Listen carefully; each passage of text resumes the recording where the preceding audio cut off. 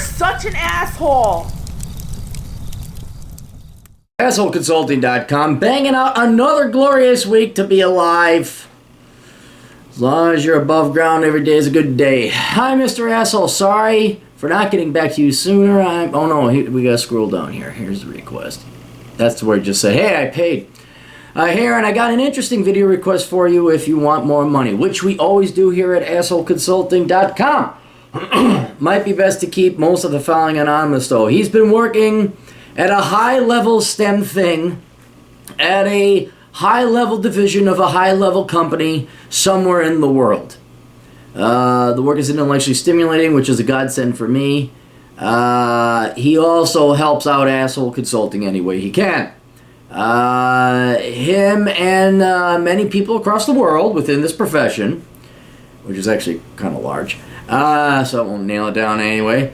We're encouraged to contribute to a STEM blog to discuss our experience and encourage young people to get into engineering. This was all fine and well until one of the people sponsored by another company, completely separate company, had a complete meltdown and posted an incredibly offensive, and he puts that in quotes, blog post. He obviously had a rough day and just decided to say fuck it and took out his frustrations on the keyboard. Of course, everyone was outraged by what he wrote, branding it sexist, racist, homophobic. Yeah, well, dude, everything is racist, everything is sexist, everything is homophobic, and therefore nothing is. So I'm kind of curious what he wrote. Like, is it actually bigoted, or is it just like holding everyone else to standards? That's what I want to know.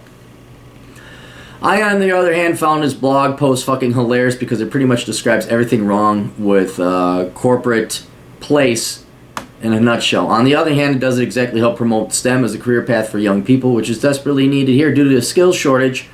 I don't know what came of the guy, but I'm assuming he got fired. Anyway, Aaron, you may as well read what this guy posted on video. Hopefully your viewers will find it somewhat entertaining as they enjoy that fucking decline. Alright, so he provided the image here. I'm sorry, I was at a party. I've lost my voice more than normal. Oh, how do I zoom in on this? Let's go full screen. There we go. Thank you. I don't need it. Okay. Professional social media like LinkedIn and ResearchGate is a great way to brag about all the shit you accomplished when in reality you were just in the lab staring at undergrads wondering who will give you a blowjob. This is great. Who will give you a blowjob and failing to turn into an SEM. All in all, it's really just a massive circle jerk. First authors who only success in life after receiving a total of 0 hand jobs at university and first degree classes, a massive load of jizz to the face that is citations. Oh, this must be academia. This sounds like more like academic research.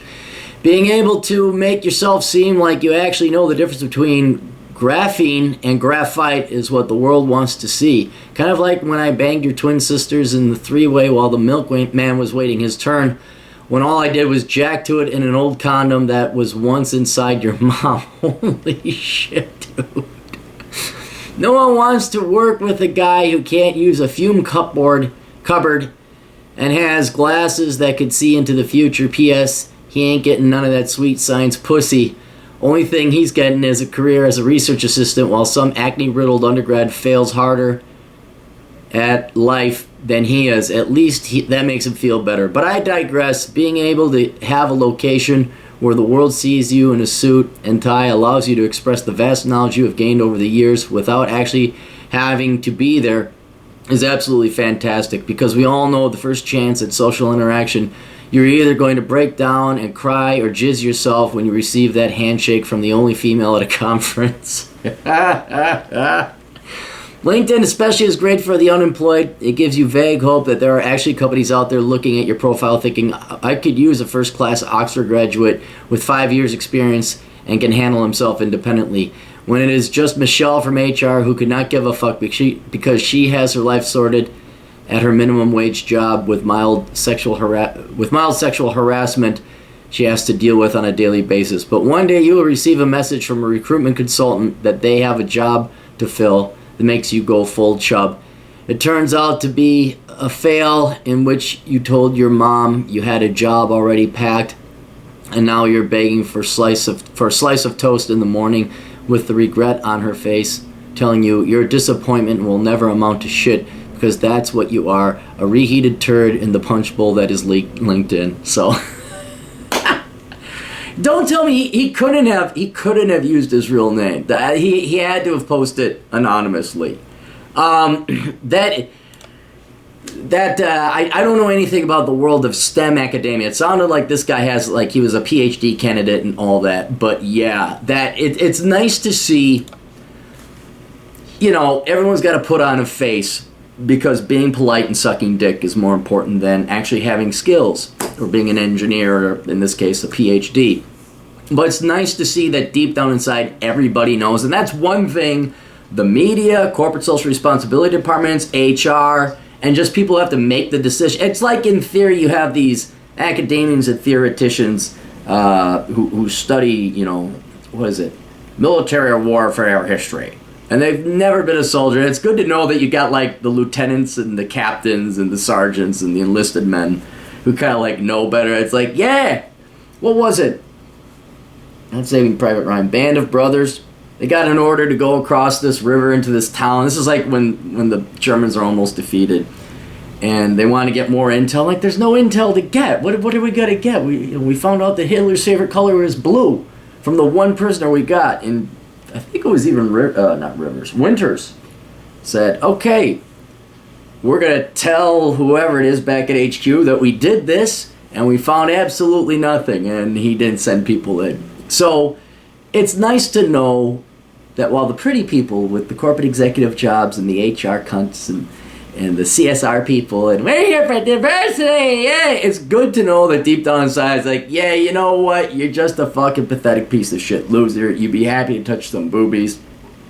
And LinkedIn is like Tinder. It's the reject pile of humanity, but for people who are desperately trying to. And even then, I think LinkedIn has taken on a life of its own. I was talking to some friends. And they're saying, I'm getting notifications from LinkedIn that people have sent me requests to link up, and it turns out it's not. It's just the algorithm lying to you, saying, oh, this guy or this gal want to interact with you, and you find out there's no request. It is getting like Facebook. It's getting pretty bad where it's not actual human interaction. It's just the algorithms trying to get you to interact more. But anyway, yeah, it is true. STEM doesn't have a lot of ladies. Academia's a bunch of fucking bullshit.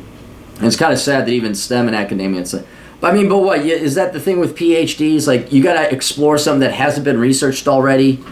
And so especially that, you especially see it in the social sciences, the PhD dissertations and research becomes more and more obscure and exponentially worthless.